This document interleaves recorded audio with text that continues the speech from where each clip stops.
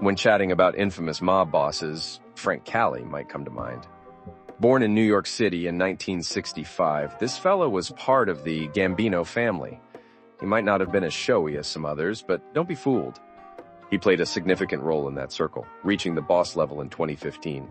There's plenty of rumor floating around that he was involved in drug trafficking and extorting people, and he definitely rubbed elbows with some pretty sketchy people.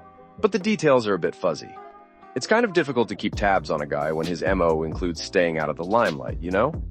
In 2008, Cali and dozens others found themselves in deep water with the law when they were caught red-handed in a massive drug-busting operation.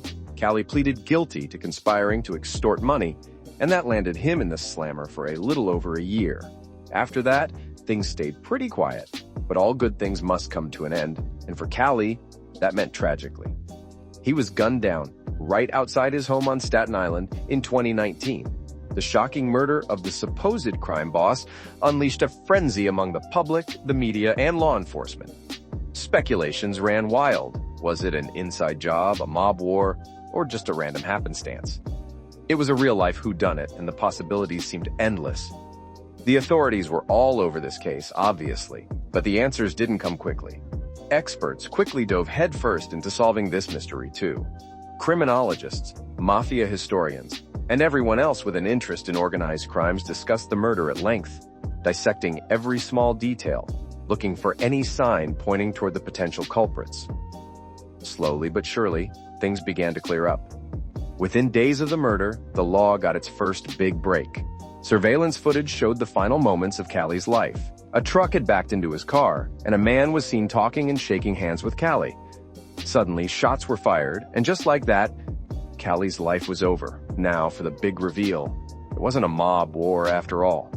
The man caught on footage, one Anthony Comello, an average Joe with no known mob connections, was nabbed by the law a few days later in New Jersey. The motive? He told investigators that he'd been influenced by QAnon and right-wing conspiracy theories, and had targeted Cali because he mistook him for a member of the so-called deep state. As far as high-profile mob murders go, Cali's was unusual.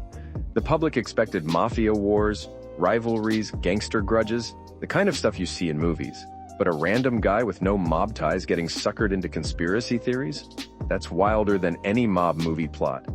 It's unsettling thinking about the internet's influence in real-life events, especially ones as grim as this. In the end, though, Cali's life ended in violent death, par for the course for many mob bosses. Cali might have shrugged off the mob boss stereotype by steering clear of flashy antics, but he couldn't escape the tragic end shared by many figures in organized crime. Whether it's business, pleasure, or just day-to-day living, the life of a mob figure is always fraught with danger. It's a wild roller coaster ride that eventually hurdles riders right off the track. So regardless of how connected you are or how low profile you maintain, no one in the mob world is ever truly safe. Lives hang in a balance, carried by twists and turns of fate. And for Frank Cali, his fate was sealed in a truly unexpected way.